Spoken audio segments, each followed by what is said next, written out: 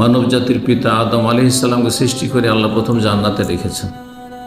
আল্লাহ চূড়ান্ত ফয়সালা আছে যে জান্নাতে স্থায়ী না, এখানে এখন স্থায়ী হওয়ার জন্য দুনিয়া থেকে মেহনত করে আসতে হবে। কিন্তু জান্নাত আমাদের পিতা আদম আলাইহিস সালামকে আল্লাহ দেখিয়ে দিয়েছেন, যাতে করে সেখানে ফিরার চিন্তা যেন তার সন্তানদের থাকে যে সেখানে ফিরতে হবে। কারণ হারিয়ে যাওয়া সম্পদকে মানুষ মরিয়া হয়ে উদ্ধার করার চেষ্টা করে।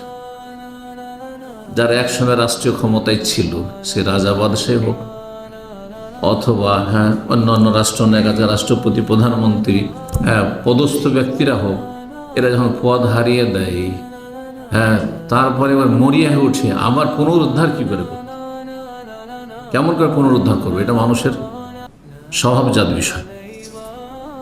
কিন্তু যাদের বংশ পরম্পরা জানা, আমার 14 পুরুষ আমি জানি, আমার আর কেউ রাজা বাদশাহ ছিল না, আমাদের অত ফিকির নেই সেখানে পৌঁছা, রাজত্বে পৌঁছার। কিন্তু যাদের জানে যে আমার দাদা, দাদার বাপ, দাদার দাদা কেউ রাজা ছিল, বাদশাহ ছিল, তো রাষ্ট্রপতি ছিল, প্রধানমন্ত্রী ছিল, বাপ, সেটা উদ্ধার করার জন্য মরিয়া হয়ে সবসময় থাকবে, সবসময় চিন্তা থাকবে।